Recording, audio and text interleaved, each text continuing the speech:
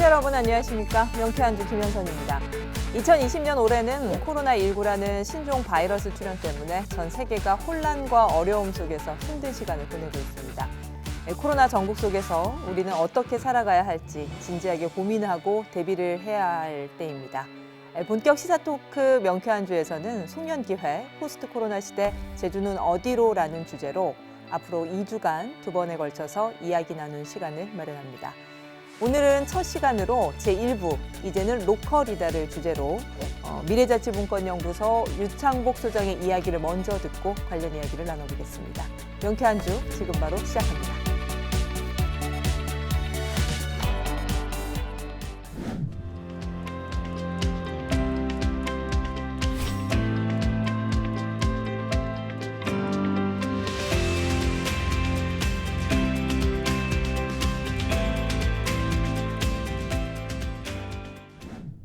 네, 안녕하십니까. 유창복입니다. 오늘 이야기에 앞서서 마중물 삼아 몇 마디 먼저 조금 드리겠습니다. 제목이 포스트 코로나 로컬 뉴딜입니다. 코로나 때문에 많이 힘드시죠? 이 코로나가 1년 내내 이러더니 내년에도 갈 것 같습니다. 내후년에도 어떻게 될지 장담을 못하는 상황입니다. 포스트 코로나라고 하지만은 이제는 코로나를 끼고 살아야 된답니다. 위드 코로나 시대입니다.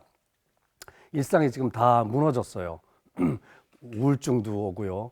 사람들 살기가 너무 힘들어지고 심지어는 생존의 위기에까지 지금 몰려있는 심각한 상황입니다. 지금 코로나 재난은 비대면을 통해서 우리에게 고통을 주고 있습니다. 이 재난, 이 코로나가 한두 달도 아니고 1년 내내 아니면 몇 년이 갈지도 모른다는 상황이라면 과연 비대면이 답일까? 근본적인 질문을 하게 됩니다. 마이클 샌들이 이런 얘기를 했다 합니다. 코로나 위기, 네, 불평등하게 온다는 거죠. 재난은 불평등하게 찾아옵니다. 예를 들어 볼까요? 돌봄 대란이죠. 맞벌이 부부들이 아이들을 놓고 출근할 수도 없고 또 출근을 안 할 수도 없는 딜레마 상황입니다. 또 이 맞벌이가 이런 정도면은 조성 가정은 어떡할까요? 네, 한부모 가정 난감한 상황입니다. 노인들과 환자들이 방치될 위험이 점점 높아지고 있습니다. 자영업자들의 생계 위기, 이건 어제 오늘 얘기가 아닙니다. 동네 대형마트가 들어오면서 빈사 상태였고요. 해외 직구가 일반화되면서 폐업 위기입니다.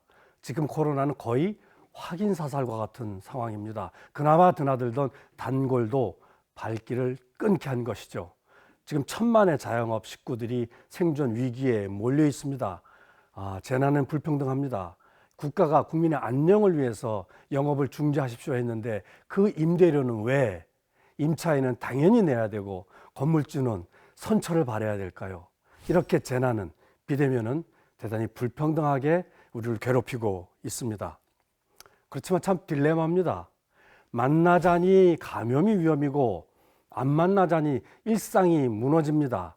바로 이러지도 저러지도 못하는 이 딜레마 상황, 이거 돌파해야 됩니다. 무작정 안 만나는 것이 답이 아니고요. 만날 때 위험한 요소를 제거해야 됩니다. 우리가 비대면을 하는 이유는 세 가지입니다. 원거리 이동이 위험하다. 특히 코로나는 감염력이 엄청나게 높습니다. 그리고 여러 사람이 한꺼번에 모일 때 아주 위험합니다. 그래서 요새 3밀이라 그러죠. 밀폐, 밀집, 밀착, 금지, 이것이 생활 방역의 기본이 되고 있습니다. 더 위험한 게 뭘까요? 네, 익명성입니다. 우리가 대구 확산이 잠잠해졌을 때 그 다음에 위험했던 게 뭐죠? 이태원 클럽이었습니다. 대구는 신천지 교인들의 명단을 확보하면 그런 대로 추적 방역이 가능했어요. 그런데 이태원에 그 클럽에 누가 드나들었는지 알 수가 없었어요. 추적이 불가능한 겁니다. 그때부터 우리가 식당 드나들 때도 이름을 쓰고 대단히 위험한 개인정보를 노출하는 것도 감수했던 이유는 우리가 방역에 있어서 익명성이 대단히 위험하기 때문입니다. 자, 이 세 가지 이유 때문에 우리가 만나지 말자 이러는 겁니다. 그런데 만나지 않고서는 살 수가 없어요. 그러면 만나되 안심하고 만나야 되는 거죠. 그게 뭘까요? 원거리가 위험하면 근거리 이동하자. 여러 명이 한꺼번에 모이는 게 위험하면 분산해서 소규모로 만나자. 익명성이 문제면 평소에 알고 지내는 사람, 믿을 수 있는 사람, 이런 사람들끼리 만나면은 덜 위험하고 더 중요한 거는 안심할 수가 있습니다. 그래서 이 세 가지가 지켜진다면은 대면을 통한 일상을 유지할 수도 있지 않을까. 바로 안전하고 안심할 수 있는 대면을 하는 것이 답이 아닐까. 여러분, 근데 이 세 가지가 가능한 곳이 어딜까요? 이게 마을이고 동네고 오늘 주제인 로컬입니다. 그래서 앞으로 코로나가 휩쓸고 지나간 다음, 아니 지금부터, 지금 변하고 있죠. 우리 일상은 거대하게 아래로부터 변화가 일어나고 있습니다. 그 변화의 핵심 키워드가 뭘까요? 네, 바로 로컬입니다. 우리가 얘기하는 새로운 일상, 뉴노멀의 핵심 단어는 로컬이라는 것입니다. 적절한 거리두기로 안전과 안심을 확보하고 그러면서 대면적 일상을 영위할 수 있는 바로 이것이 뭘까요? 네, 신뢰 기반의 로컬 관계망. 우리가 보통 마을, 동네라고 하는 것입니다. 그래서 마을과 동네가 생활 방역이자 생활 안전망이라는 것입니다. 그래서 비대면, 언택트가 답이 아닙니다. 예, 만나야 되죠. 대신 안심대면하고 안전대면할 수 있어야 됩니다. 이것이 가능한 곳이 어디죠? 로컬입니다. 그래서 언택트에서 로컬 택트로 전환하고 로컬 택트 할 수 있는 준비를 우리가 지금부터 열심히 해 나가야 되는 겁니다. 여러분, 이 그림 많이 보셨죠? 예, 호주. 어마어마한 땅덩어리 전 국토가 6개월 동안 이렇게 벌겋게 불타올랐습니다. 수억 종의 동물들이 죽어갔습니다. 예, 빙하가 지금 거의 녹아서 반토막이 됐죠. 북극곰이 살 데가 없답니다. 문제는 이 정도에서 그치지 않습니다. 더워져서 시베리아가 녹아서 메탄 가스가 다시 대기중으로 나오고 또 이렇게 지구는 급격하게 탁구 치듯이 핑퐁 치며 급격하게 더워지고 있는 겁니다. 이 그림을 보시면 여러분, 여기 사람이고요. 요게 코로나랍니다. 저 왼쪽에 무시무시한 쩍 벌리고 있는 저 입이 기후위기랍니다. 그 수준이 어느 정도가 될지 우리 경험해 보지 않아서 모릅니다. 다만 과학자들은 코로나보다는 상상할 수도 없는 수십 배, 수백 배의 엄청난 규모의 재난이 그것도 계속 몰려올 거다. 이런 경고만을 하고 있습니다. 여러분, 10년 안에 이산화탄소를 절반을 줄인다는 게 어느 정도일까요? 여러분, 우리가 1년 동안 전 세계가 코로나 때문에 난리를 쳤잖아요. 생산도 줄이고 소비도 줄이고 이동을 줄이고 이렇게 해서 절약한 탄소가 8%랍니다. 그러면 10년 안에 50%의 탄소를 줄이려면 10년 안에 이런 코로나를 67번 계속해서 겪으면 달성할 수 있는 목표라는 겁니다. 우리나라로 들어와 볼까요? 대한민국은 국제적으로 유명한 기후악당 국가입니다. 탄소 배출이 급격히 늘고요. 석탄 발전소를 아직도 계속 짓고요. 심지어는 외국에 수출까지 하는 나라로 찍혀 있습니다. 다행히 문재인 대통령께서 얼마 전에 국회에서 연설을 하셨습니다. 우리는 30년 내 넷제로 중립화를 달성한다. 얼마 전에 또 TV에 나오셔서 다시 한번 선언을 하셨습니다. 무척 다행스럽습니다. 우리의 대통령이 목표를 정확하게 제시했습니다. 이제는 시작입니다. 시작이 절반이라고 했습니다. 할 수 있습니다. 두 번째, 정의로운 전환입니다. 유럽은 5년 내, 10년 내 석탄 발전소를 폐쇄하겠다고 발표를 합니다. 그러면 발전소에 고용되어 있던 노동자가 해고된다는 걸 의미합니다. 그 노동자가 살아갈 수 있는 대책, 이직의 대책이 당장 만들어지지 않으면 그분들이 반대하지 않을까요? 탄소 기득권자의 반대보다 석탄 발전소 노동자들의 반대가 훨씬 더 일을 어렵게 할 겁니다. 바로 탈탄소 전환 과정에서 불가피하게 발생하는 불이익, 실업을 나누고 완화시키기 위한 계획, 이걸 우리가 정의로운 전환 계획이라고 한답니다. 이 계획을 함께 세우지 않으면 이건 한 발도 나설 수 없는 계획이 됩니다. 또 지금은요, 100년 만에 가장 불평등한 시대를 우리가 살고 있답니다. 1920년대, 30년대 대공황 이래 가장 불평등한 시대랍니다. 부모보다 자식이 못 사는 첫 세대라고 합니다. 그런 불평등한 세대에 코로나 기후재난이 다시 또 닥치는 겁니다. 그래서 안전망을 갖추는 일이 핵심적 과제입니다. 탄소를 줄이는 일 못지않게 그 과정에서 발생하는 불이익을 대체하기 위한 사회 안전망 구축이 대단히 중요하다. 가장 중요한 안전망이 뭘까요, 여러분? 일자리죠. 내가 직접 일해서 번 돈으로 절약해서 우리 식구들 챙기는 거. 그런데 이 일자리가 잘 안 만들어집니다. 예, 일자리 경제가 성장하면 할수록 자꾸 줄어들어요. 최근 15년 동안 제조업에서 30만, 건설업에서는 반토막인 15만. 그런데 같은 15년 동안 130만의 일자리가 늘어난 산업이 있습니다. 바로 사람을 챙기는 일입니다. 이제 앞으로 일자리는 사람이 사는 곳에 사람이 사람을 챙기는 일자리가 발생한다는 겁니다. 그래서 앞으로 일자리는 사람 중심, IT보다는 사람 중심의 일자리가 만들어져야 될 거라고 생각을 합니다. 네, 그래서 기후위기, 이걸 극복하고자 하는 그린 뉴딜은 환경 이슈가 아닙니다. 이제 더 이상.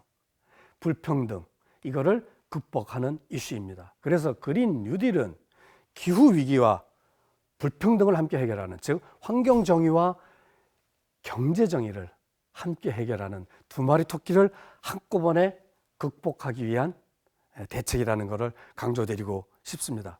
이거를 이제는 지역사회에서 해야 된다는 겁니다. 왜? 모두가 참여해야 되고 또 이 과정에서 불이익을 받는 사람을 챙기려면 지역에서 챙겨야 됩니다. 먼 데 있는 친척이 중요하지 않고요. 동네에서 함께 사는 이웃이 중요합니다. 그래서 동네에서 모두가 함께 참여하면서 함께 챙기는, 지역사회에서 주민이 지방정부와 협력해서 지역의 회복력을 구축하는 것, 이것이 로컬 뉴딜이고, 이 로컬 뉴딜이 그린 뉴딜의 가장 핵심적인 지역 실천 전략이라고 말씀드리고 싶습니다.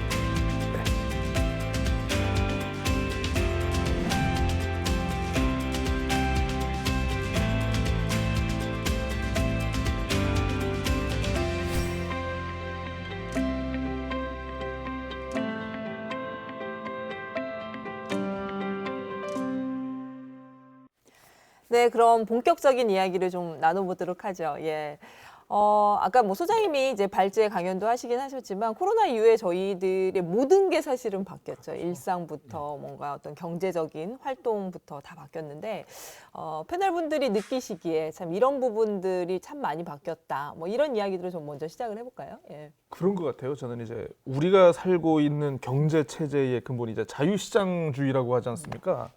자유시장주의의 어떻게 보면 아주 가장 기초가 되는 철학이 뭐냐면 개인의 사익 추구를 위해서 법적으로 허용되는 범위까지는 모든 근로와 노동에 대한 권리와 자유를 이제 인정을 하는 그런 경우인데, 이게 바이러스라는 것 때문에 어떻게 보면 그런 자유시장 경제의 기본적인 원리가, 작동 방식이 약간 이걸 제한할 수도 있구나라는 거에서 좀 많은 생각을 좀 느꼈고, 그러다 보니까 경제 활동을 못하는 사람들에게 국가가 돈을 주네? 네. 재난지원금이라는, 그러니까 이런 게 아마 물론 비단 우리나라만 아니고 이게 전 세계적으로 이제 몇 개 국가에서 헬리콥터로 이제 돈을 살포한다는 표현을 썼지 않습니까?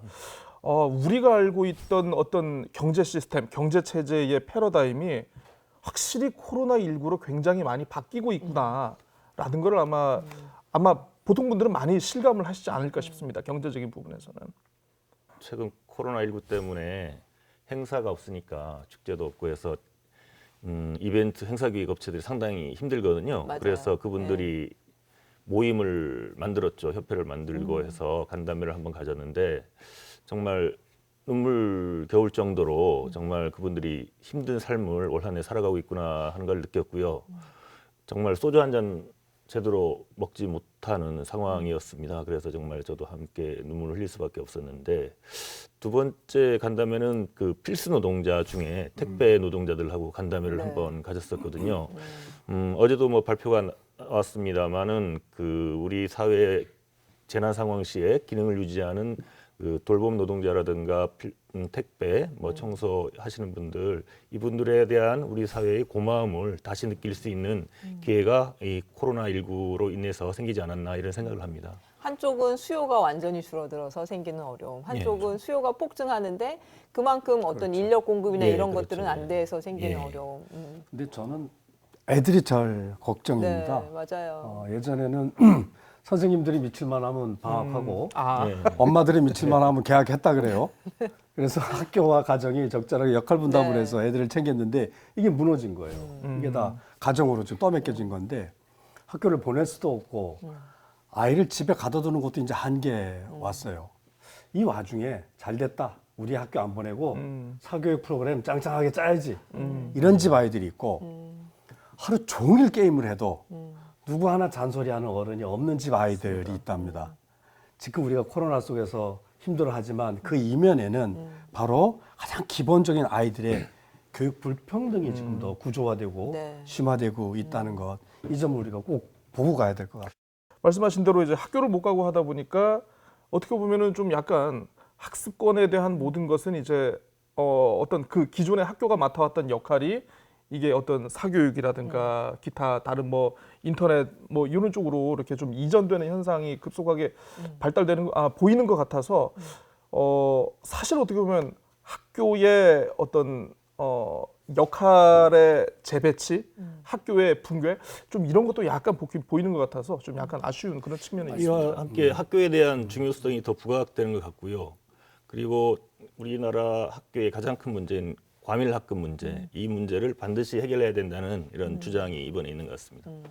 할아버지 할머니도 걱정이에요. 지금 그러게요. 코로나가 심각해지니까 경로당 문 닫고요. 예. 복지관 문 닫아요.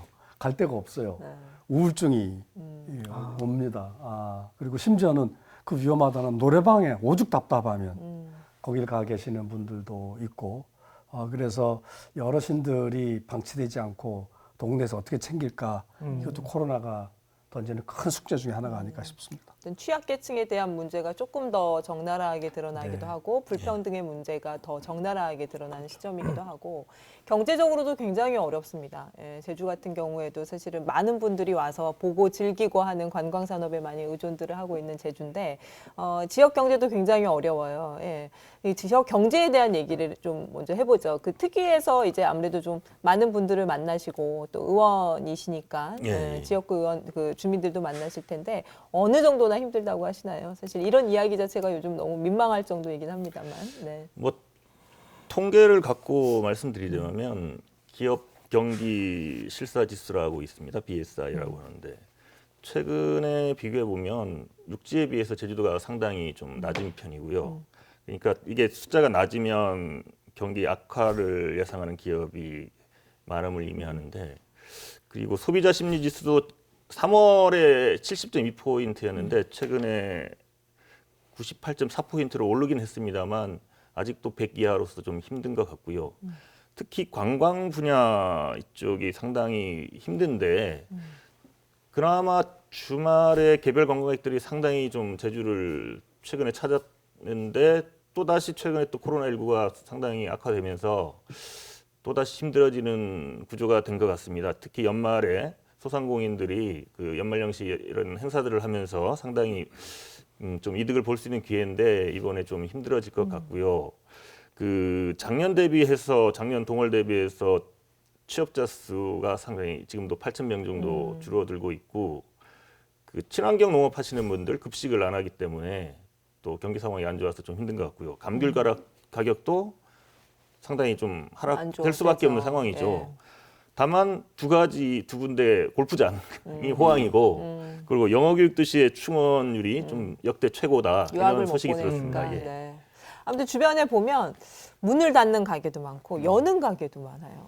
그러니까 이제 사람들이 안 찾으니까 어려워서 문을 닫기도 하는데 또 일자리를 잃거나 하시는 분들이 작은 자본으로 할 수 있는 작은 가게들 이런 것들을 또 여는 경우들이 있고 되게 뭐 그런 상황들인 것 같습니다. 네. 어차피 뭐 제주가 자영업 비중이 전국에서도 가장 상위권에 있고 하다 보니까 일을 하지 않을 수는 없잖아요. 근데 뭐 또 보면은 뭐 이제 주로 이제 뭐 요식업이라든가 좀 약간 소자본으로 창업이 가능한 곳이 좀 많은데 소자본 창업을 하는 곳도 이게 뭐 2년 이상 이렇게 갈 수 있는 곳도 그렇게 비율이 많지 않다고 합니다. 그래서 뭐 또 이제 하나를 더 얘기를 해볼 수 있는 게 뭐냐면 좀 관광업을 좀 얘기를 하고 싶어요. 네. 관광업만 떼어가지고 이렇게 얘기를 하고 싶은데 전요 관광이 이번 코로나를 보니까 코로나의 위기를 가장 먼저 맞고 가장 회복이 늦게 되는 그런 곳이 아닌가 싶어요. 그래서 관광 산업에 대해서 정말 우리가 한번 좀 이번 기회에 한번은 좀 짚어보고 가야 할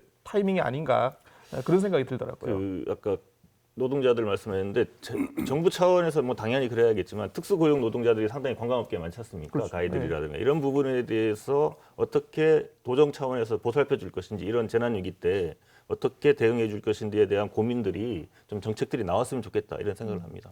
어쨌든 관광은 사람이 이동해야 되는 네. 특수한 맞습니다. 산업이기 네. 때문에 이 감염병에 대단히 취약한 거고 또 제주는 그 관광 산업의 비중이 너무 크다라는 게 또 네. 의존도가 매우 예, 크죠. 그게 네. 또 이 타격이 큰 이유인 것 같아요. 참 이중의 딜레마가 아닌가 싶은데 지금 우리 의원님 말씀하신 것처럼 이 특수노동자들 사실은 이 사람들이 우리 삶을 지금 영위해주고 있다라고 얘기할 맞습니다. 정도로 네. 이분들이 필수노동자이잖아요. 그래서 그 어느 때보다도 사회 안전망을 구축하는 것이 사회가 붕괴되는 걸 막고 어느 정도 일상을 유지하면서 살아내야 되기 때문에 사회 안전망이 그 어느 때보다 중요한 지금 대목인 것 같습니다. 네. 아무튼 이제 일상, 그러니까 그 대면을 하게 되면 감염의 위험이 있고 비대면으로 가자니 사실은 일상이 무너지는 이런 상황들을 살다 보니까 아까 그 소장님께서 강의하신 내용 중에 이러다 보니까 사실은 로컬에 대한 개념을 다시 한번 봐야 된다는 얘기를 하시는데 이 로컬을 통해서 어떤 그 사회 안전망 구축까지 이야기를 쭉 하셨거든요. 그런 부분에서 좀 로컬의 중요성 다시 한번 말씀을 하신다면. 사례를 하나 네. 들면 서울에 모 구에 자활센터가 있었는데 연초에 코로나가 이제 기승을 부리니까 문을 닫아라 이렇게 지침을 받은 거예요. 네. 그리고 실무자들이 고민에 빠진 거예요. 네. 문을 닫으면 여기에 드나드는 여기에 생계를 걸고 있는 분들의 생계는 어떻게 하나 토론을 했는데 코로나가 이분들에게 위험한지 문을 닫는 게 더 위험한지를 토론했답니다. 결론은 문을 열자였답니다. 그러면서 이 실무자들이 확진자가 발생하면 안 되니까 엄청나게 안전관리를 막 했던 거예요. 막 잔소리도 많이 하고. 근데 5개월, 6개월 동안 확진자가 한 명도 없었다는 거예요. 그래서 이분들이 가슴을 쓸면서 우리가 어떻게 이렇게 버틸 수 있었지? 원인을 분석해 봤답니다. 네. 근데 그 결과가 참 서글픈 결론이었는데 자활센터에 드나드시는 분의 동선이 집과 센터밖에 없었답니다.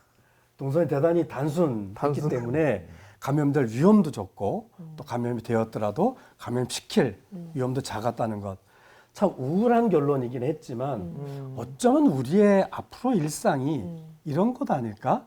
이게 우울한 게 아니라 이렇게도 윤택하게 함께 살아낼 수 있는 환경으로 바꿔내는 것. 저는 이 자활센터가 우리 앞으로 미래 삶에 로컬 중심의 삶에 중요한 단서를 던지고 있지 않나 그런 생각을 해봤습니다. 그 동의가 되는 게 그 사실 그렇습니다. 이게 그 뭐 에볼라도 있었고요. 네. 우리가 뭐 메르스도 있었고 여러 가지 바이러스와 병균들이 많이 있는데 그러니까 제가 전에 어디서 기사에서 본 것 같은데 이때까지 인류가 정복한 바이러스가 천연두 하나밖에 없답니다. 이게. 그러니까 사실 나머지 바이러스는 우리가 이게 창궐하지 않고 이게 전염이 아직 덜 돼서 그렇지 이게 언제든지 다시 인류를 위협할 수 있는 그런 상황인 것 같고 결국 뭐냐면 우리는 인류를 위협하는 뭔가 바이러스를 관리 가능한 수준에서 우리가 함께 살아가는 거 아닌가. 예, 그런 측면에서 좀 약간 좀 새롭게 다가오긴 하는 것 같습니다. 위드 코로나, 위드 바이러스 이제 끼고 살아야 된다. 함께 가는 방법들을 네. 현명하게 해결하기 위해서. 예, 14세기의 패스트가 상당히 그 당시에 유럽 인구의 3분의 1이 4년 동안에 죽었지 않습니까? 그래서 노동력이 없었죠. 노동력이 없기 때문에 기술의 진보가 이루어지고 이래서 상당한 사회적 변화, 경제적 변화를 만들었는데 이번에 코로나19 역시 상당히 많은 변화가 있을 것이고 오늘 주제인 로컬에 대한 중요성이 부각되지 않을까 이런 생각을 해봅니다.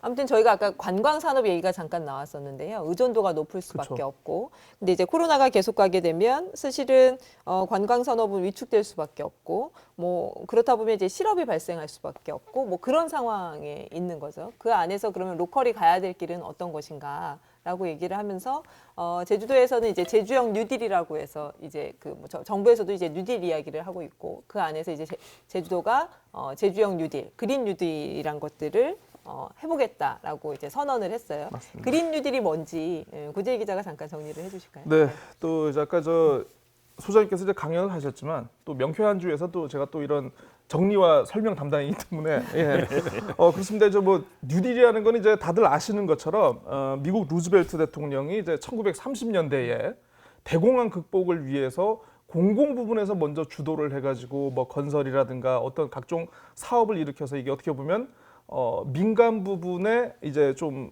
퍼지게 하는 좀 약간 그런 사업이었는데 한국형 뉴딜은 그에 착안해서 이 코로나19 이후에 국가적인 경기 침체 그리고 일자리 충격을 극복하기 위해서 새로 이제 나온 그런 사업입니다. 그래서 사실 이제 그 관련해 가지고 한국형 뉴딜이 있고 어떻게 보면 제주형 뉴딜이 그 하위 개념으로 있는 것인데 아까 이제 소장님께서도 이제 강연하면서 말씀하셨듯이 그린 뉴딜은 그 중에서도 환경 정의와 경제 정의를 실천하는 도구다라고 이렇게 말씀을 하셨거든요. 그래서 제주도가 탄소 없는 사회를 만들기 위해서 이제 오는 25년까지 6조 1천억 원을 투입해서 일자리 4만 개 가량을 만든 뭐 그런 것인데 탄소를 줄이면서 성장하는 경제를 위해서 어떤 전력거래 자유화 그리고 내연기관 차량의 완전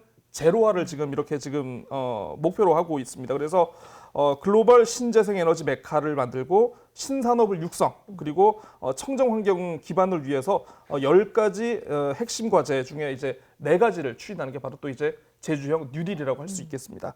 네, 명쾌하게 설명을 해주셨는데 과연 이게 실효성이 있는가라는 얘기들이 많이 나와요. 네.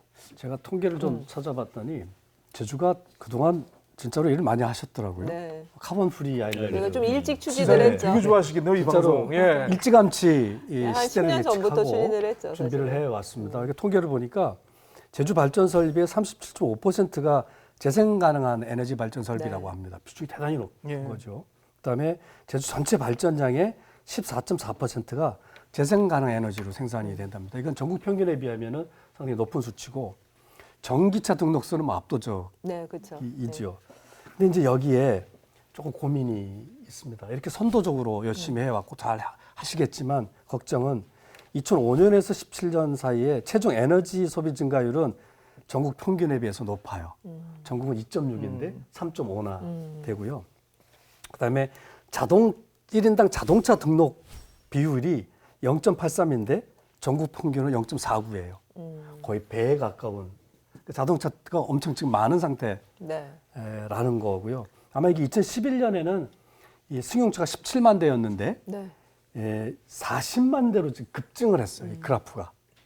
그래서 좀 너무 좀 지나친 급증 현상이고 가장 결정적인 거는 최근 한 4년 동안 탄소 배출량이 많이 늘었어요.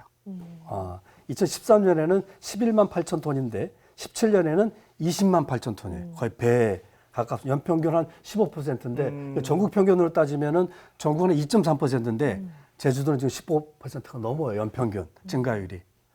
그래서 여러 가지 선도적인 기후위기 대응을 하고 있지만은 또 총량적으로 보면 이게 좀 부진한 지표들도 나온다. 그래서 좀 종합적인 기후위기 대책이 좀 세워져야 될 타이밍이 아닌가 싶어요. 말하지 않을 수 없는 게 그린 뉴딜의 정확한 목표가 우리가 무엇인지 알아야 됩니다. 그 화석 연료 즉 석탄과 석유를 대체해서 재생에너지를 활용해서 새로운 경제 패러다임을 만드는 게 그린 뉴딜인데 우리 카본 프리 아일랜드가 2030 목표로 이루어지고 있지만 실질적으로 우리 지역사회에서 느끼는 감도는 상당히 좀 낮다. 전기 차량 늘어나고 일부 풍력 그리고 태양광 이렇게 좀 하는데 제주도하고 또 상황이 좀 다른 지역하고 좀 다른 게 뭐냐면 제주도는 경관이 관광지로서 상당히 중요하지 않습니까? 그래서 지난번에 풍력 사업이 도의에서 부동이 되는 사례도 나왔는데 무분별하게 태양광을 산에다 그리고 풍력을 바다에다 이렇게 하다 보니까 관광 자원이 스스로 우리가 좁혀져 버리는 이런 현상이 벌어지고 있고요. 그리고 그린 뉴딜에서 저는 가장 중요하게 얘기해야 될 것이 일자리 만들기와 일자리 재배치라고 생각을 합니다. 예를 들어서 대기업들이 최근에 가로등 사업까지 뛰어듭니다. 스마트 가로등 해갖고 뭐 이렇게 뛰어드는데 제주도 내 전기업체가 350여 개가 있는데 이와 관련해서 같이 동조해서 사업을 할 수 있는 기업이 5개 내외도 안 된다고 하더라고요. 그래서 이분들의 영세업체들, 지역의 영세업체들은 어떻게 실업을 방지하고 어떻게 새로운 일을 만들어 나갈 것인가에 대한 고민이 필요한 것 같고요.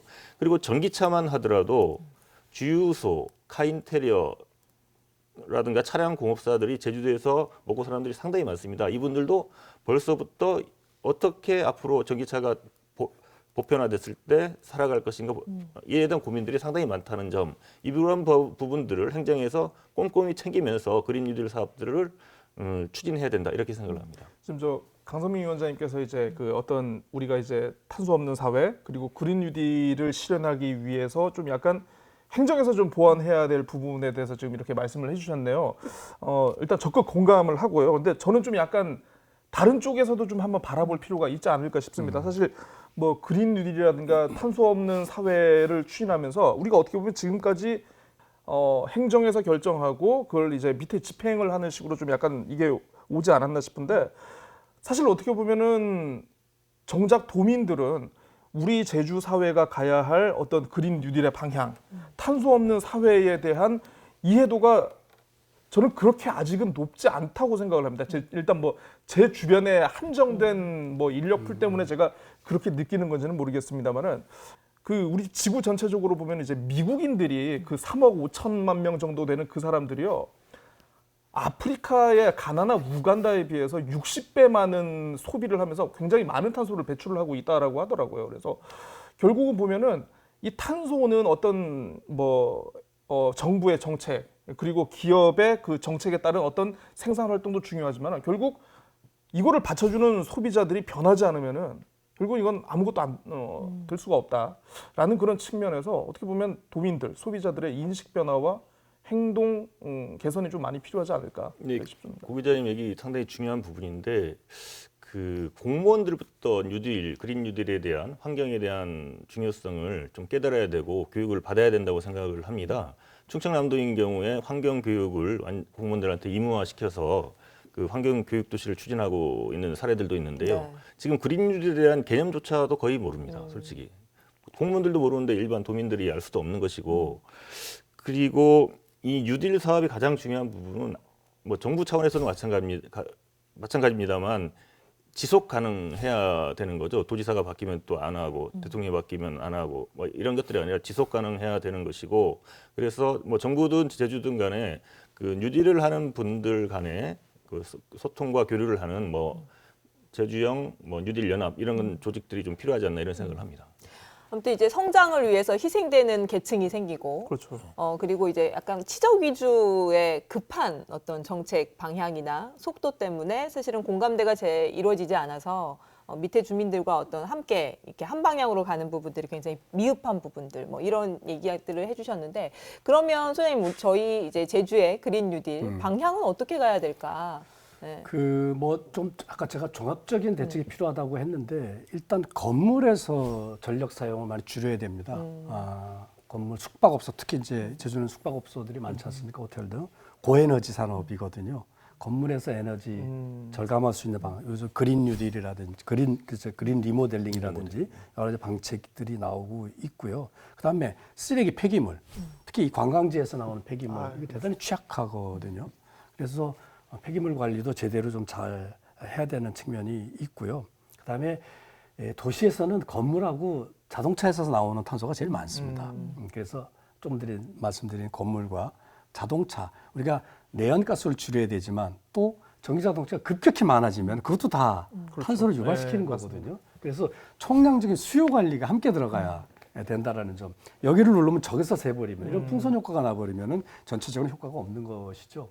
저는 이런 것들은 정부 당국이 잘 해야 되는 측면이 있고 또 하나는 시민들이 참여할 수 있는 일이 좀 있어야 된다고 봅니다. 저는 몇 가지 예를 들어보겠는데 우선은 제주도는 뭐 천혜의 조건을 가지고 있지만 숲세권, 도시에서는요 숨통을 틔울 곳이 없어요. 이 우울증 해결할 수 없어요. 안전하게 만나는 숲세권이 대단히 중요하게 지금 얘기되고 있고 특히 아이들 돌봄, 학교도 못 가고 집에도 가둬둘 수 없으면은 동네에서 풀어놓고 함께 챙겨야 됩니다. 그럼 동네가 일단 와이파이가 잘 터져야 되고요. 애들이 즐겁게 그다음에 유익하게 학습 활동할 수 있는 공간과 프로그램이 많아져야 됩니다.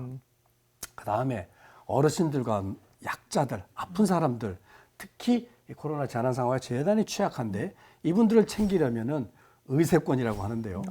로컬라이즈된 지역화된 공공의료 시스템, 지금 병상과 의료인이 가장 중요하고요. 이것만으로 안 되고 여기에 마을 돌봄망이 바로 붙어야 됩니다. 그래서 공공의료 체계와 마을 돌봄망이 그야말로 찰떡공조를 해서 아픈 사람, 이게 왜 가능하냐면 이제는 방역, 보건, 의료, 복지 이게 구분되지 않습니다. 이게 한꺼번에 돌아가야 되고 이게 바로 지척거리, 슬세권이라고 그러죠. 스레빠 끌고 나갈 수 있는 그 공간 범위 안에서 해결이 돼야 되는 거예요. 이게 파리 시장이 얘기하는 15분 동네, 우리는 이미 슬세권으로 10분 동네라고 정책적으로 슬세권 다 얘기하고 있는 거란 말이죠. 그거를 다 짜야 되는 과제가 있고, 그다음에 이제 모빌리티 문제인데 전기자동차보다도 우선순위 목표가 걸어 다녀도 되게 하는 거. 보행 친화 도시, 자전거 도로 많이 만들고 불가피한 경우는 대중교통. 땅 속에서는 지하철, 땅 위에서는 전기버스. 이렇게. 그다음에 동네도 걸어 다니게 하려면 유니버설 디자인이 이제 돼야 돼요. 그동안 말만 하고 안 됐는데 노약자들, 장애인들도 동네에서 활보할 수 있게 유니버설 디자인이 다 돼. 토건은 이런 데 들어가라고 있는 게 토건입니다. 그래서 도시가 완전히 개편되고 제가 지금 말씀드린 곳에서만 일자리와 일거리가 어마어마하게 나오는데 이게 꼭 대기업이 다 할 수 없어요. 너무 일이 짜잘해서 대기업은 IT 쪽에 관심이 있지 이런 쪽에 관심이 좀 덜합니다. 이거 다 동네에서 협동조합식으로 저는 약간 사회적 경제 방식을 도용하면은 주민들이 참여하고 거기서 일거리도 생기고 나도 혜택 받고 일거리 월급도 받고 동네도 챙기고 수익도 생기고 일거양득의 시스템을 동네 단위로 해가야 된다. 정부는 이걸 도와줘야 된다. 생각. 어쨌든 뉴딜의 일환에서 이야기를 하는 거기 때문에 결국은 이제 일자리를 창출하는 형태의 아까 여러 가지들을 이야기를 하셨는데 이렇게 하기 위해서는 사실은 중앙정부의 역할도 중요를 하고 지방정부의 역할, 방향성 같은 것들도 굉장히 중요할 수밖에 없는데 지방정부의 어떤 그 역할, 어떤 방향으로 가야 될 거고 이 안에서 어떤 스탠스를 갖고 어떤 실천 전략을 갖고 추진을 해야 되는지 이야기를 조금 진행을 시켜보죠.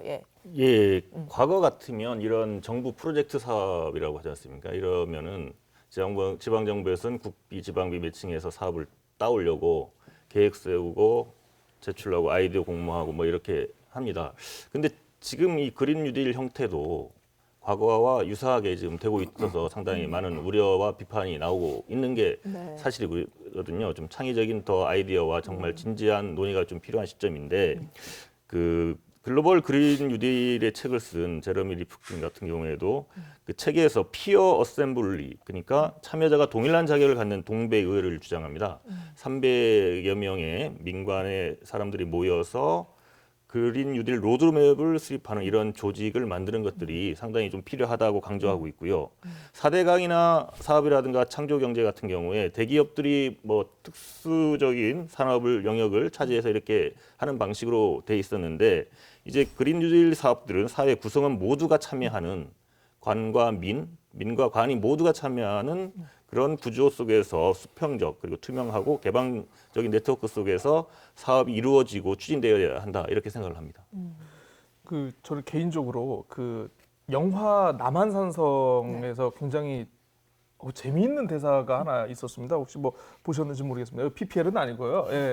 그 인조가 임금이 이제 남한산성에 피신을 하고 있는데 이제 백성들이 굶어서 너무 힘들어하니까 좀 식량을 좀 내야 되지 않겠느냐 이제 신하가 건의를 하거든요. 그래서 이제 하는 말이 아껴서 오래 먹이되 너무 아끼지는 마라라는 그런 대사를 한 게 있습니다. 그래서 저 무슨 소리지 저게? 그러니까 아끼라는 건지 넉넉하게 풀라는 건지 약간 왕의 방향성이 애매하다 보니까 그 밑에 신하는 물론이고 뭐 병졸이라든가 백성들이 굉장히 고통을 겪게 되는 좀 그런 상황을 보여주고 있거든요.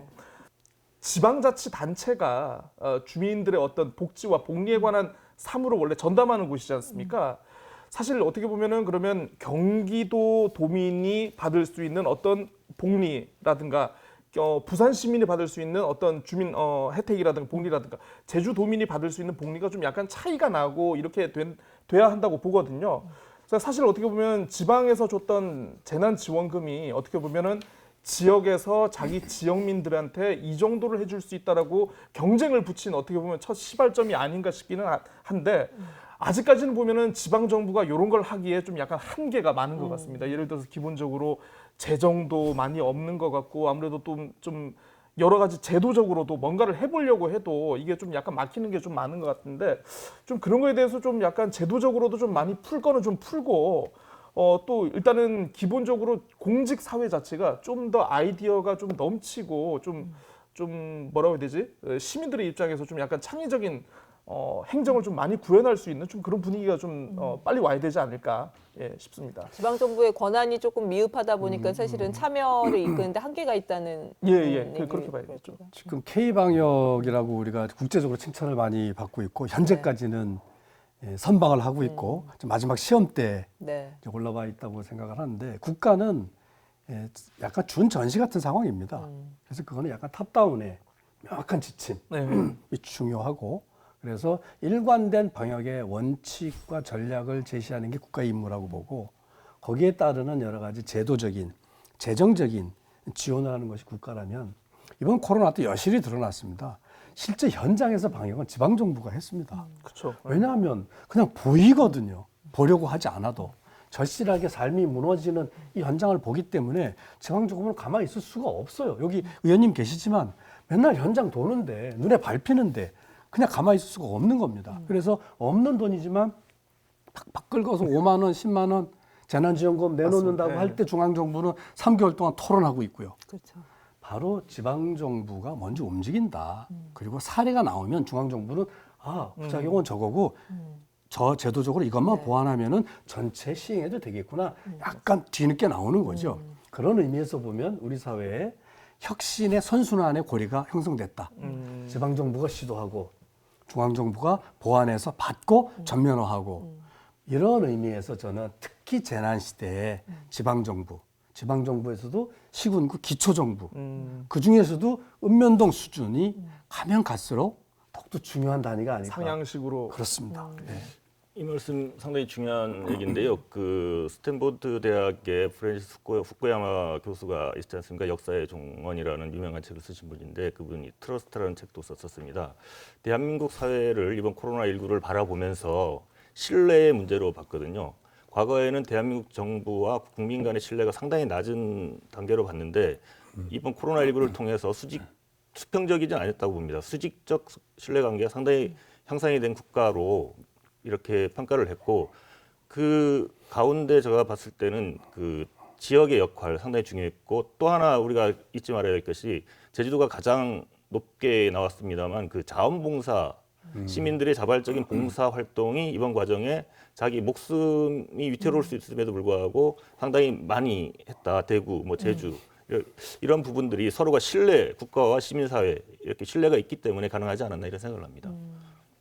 근데 저희가 이제 그 권한의 이야기들을 하면서 지방자치 어떤 분권의 문제, 네. 그다음 자치의 문제 이런 것들은 늘상 화두였거든요. 그렇죠. 예. 네.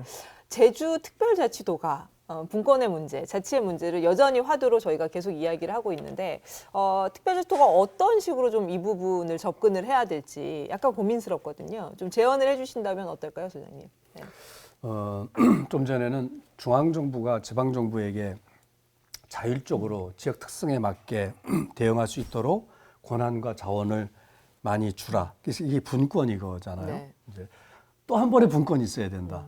이제 지방정부가 주민에게 한번 권한을 다시 이양을 해야 되는 것이죠. 그래서 시민이 참여하지 않으면 사실은 정부가 아무리 해도 답이 없습니다. 지금 의원님도 대단히 중요한 지적을 해주셨는데 K방역의 핵심은 중앙정부의 일관된 봉쇄가 아닌 완화 전략, 추적 전략의 일관된 견지도 있었지만 시민이 참여를 했다는 거거든요. 그 시민 참여의 중요한 지렛대 역할은 지방정부가 또 한 겁니다. 그래서 시민이 참여토록 해야 성공을 하는데 시민은 어떻게 참여할까? 공무원은 문서에 참여라고 쓸 때 이 주민들은 동원이라고 읽는다라는 말이 있습니다. 참여가 동원이 되는 이유가 뭘까? 네. 예, 권한이 없는 참여는 100% 동원이 됩니다. 시민은 참여하라 계몽적으로 계도한다고 대한민국의 민도가 세계적으로 최고입니다. 이런 시민의식을 가진 분들이 계몽한다고 참여하지 않습니다. 권한이 있고 내가 효능감이 있으면 시키지 않아도 스스로 참여하는 시민의식을 가진 사람들이 대한민국 국민이라고 생각을 합니다. 그래서 핵심은 권한을 중앙정부에서 받아서 이걸 다시 주민에게, 도민에게 다시 넘기는 이게 바로 자치거든요. 이 자치가 그 다음으로 중요한 일이 아닐까 생각됩니다.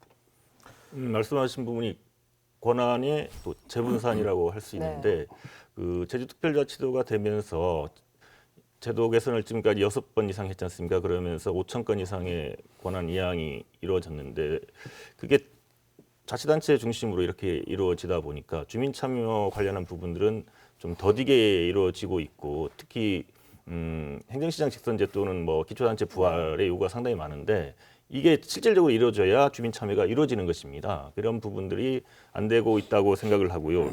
그리고 정책 과정, 정책 결정 과정에 주민들이 참여, 뭐 행정학에서 기본적으로 말씀하는 건데 먼저 결정해놓고 공청회를 여는 등 해서 이렇게 주민 참여를 시켜버리면 이게 또 참여를 하더라도 실질적으로 정책에 영향을 미치는 부분들이 주민 참여하더라도 없거든요. 이러한 부분들에 대한 좀 성찰 이런 것들이 좀 필요하지 않나 이런 생각을 합니다. 저는 개인적으로 좀 제주 사회라면은 이거를 좀 어떤 교육 시스템에 좀 녹여가지고 우리의 그러니까 미래의 시민들이 사회 활동을 할 수 있게끔 미리 제도권에서 교육 제도권에서 이걸 좀 준비를 시켜가지고 이렇게 하는 것도 굉장히 좋지 않을까 싶습니다. 사실 그 어떻게 보면은 그만큼 준비가 되고 이거에 대해서 학습한 시민이 나중에 적극적으로 참여를 할 수 있고 어떤 뭐 효능감을 느끼고 문제 제기를 할 수 있기 때문에 교육도 이거에 맞춰가지고 좀 변하는 게 필요하지 않을까 싶습니다. 예, 우리 유 소장님께서 광명에서 자치학교를 하시더라고요. 제가 동영상을 봤는데 네. 그 수원시 같은 경우만 하더라도 그 자치학교가 아주 활성화돼 있고 체계적으로 돼 있습니다. 우리가 주민자치위원회에 입후보를 하기 위해서는 저희들도 교육을 잠깐 받습니다. 몇 시간 받는데 이런 식의 교육으로는 안 되고요. 진지하게 정말 지역에 대해서 공부할 수 있는 행정에 대해서 공부할 수 있는 이런 자치학교가 좀 활성화돼서 체계적으로 교육받은 사람들이 주민자치위원도 하고 주민참여 예산에도 뛰어들고 이렇게 하는 구조를 만드는 게 상당히 중요하다 이런 생각을 합니다. 아무튼 코로나 재난 시대에 지역이 해답일 수 있고 그 재난에 대비하기에 돌파할 전략으로서 어떤 분권과 자치의 문제까지 좀 이야기를 해봤는데요. 짧은 시간이긴 하지만 오늘 함께한 소감과 함께 앞으로 이것이 로컬이다에 있어서의 어떤 패널들이 생각하는 어떤 구상이랄까 어떤 이야기들을 마지막으로 한 번씩 얘기하면서 정리를 좀 해보도록 하겠습니다.